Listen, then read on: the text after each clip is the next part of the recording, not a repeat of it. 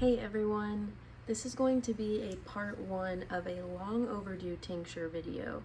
The important thing that I want to do, and I'll do this in the next video, is show you all how to mix alcohol.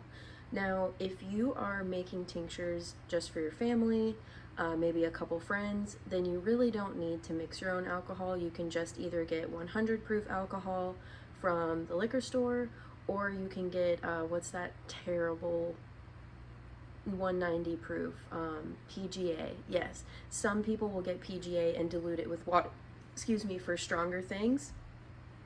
But we'll get into that. But don't feel like you have to jump to that if you're not making very large batches. However, if you, like me, are making about a gallon of each of your ingredients, and you're working with a lot of different ingredients, it's really nice to have control over what percent of alcohol that you're using to extract your tinctures. And where that's going to come in is solubility, and we have a video on solubility.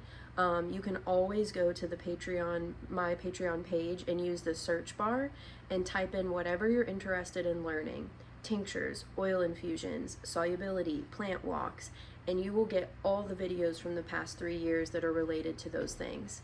So just a quick overview of solubility. For the most part, most beginner herbalism herbs and gentle herbs like calendula, plantain, chamomile, yarrow, those are all going to do just fine in your standard vodka 100 proof. But there are barks, mushrooms, roots, some leafy greens that do better with more water or more alcohol.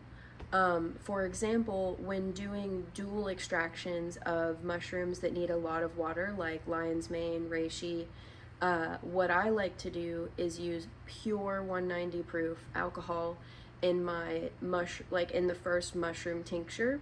You strain those mushrooms and then you simmer them in water, and then you end up with a 100 proof tincture. I have a video on making a dual extraction. You can also search for that if you're feeling a little lost. But what would happen if I was using 100 proof vodka from the store is I'm already tincturing the mushrooms in 50-50 alcohol and water, and then I'm simmering them in water, and I'm ending up with a tincture that only has about 15% alcohol, which is not very good for shelf life. So just some things to keep in mind when making tinctures and mixing your own alcohol.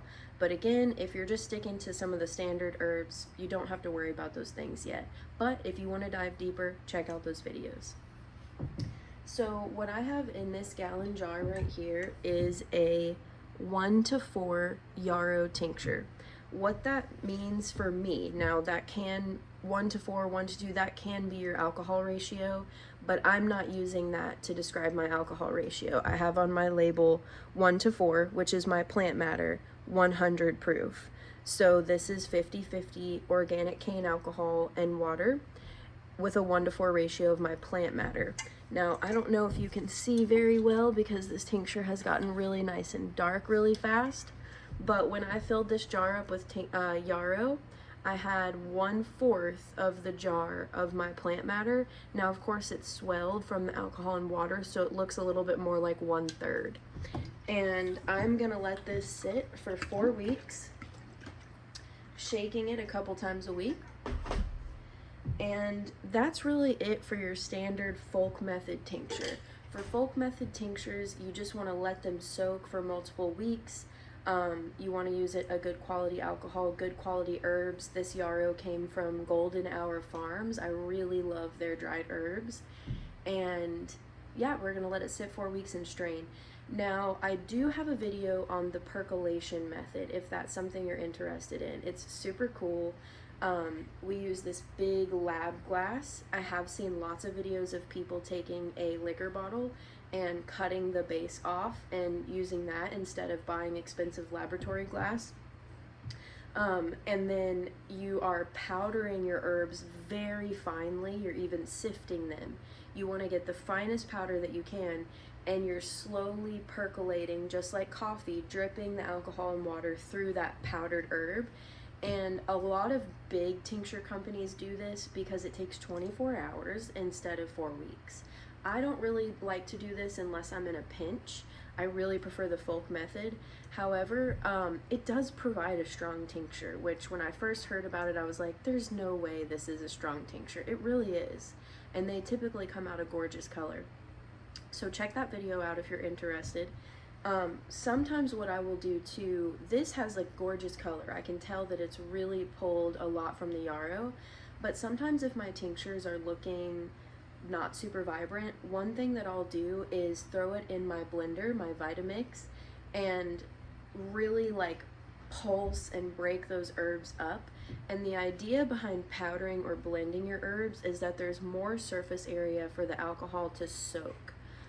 So it's always better to not just put whole leaves in there. Like if you have plantain, just whole plantain leaves.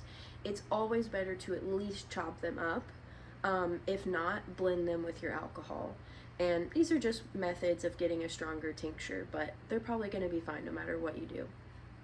Now, if I'm tincturing fresh herbs, I will typically do more like 1/3 or 1/2, because fresh herbs already have some water content in them. We know if we have this much fresh herb, when we dry them, it's going to shrink down to this. So I put more fresh herbs in my tinctures if I'm working with them fresh.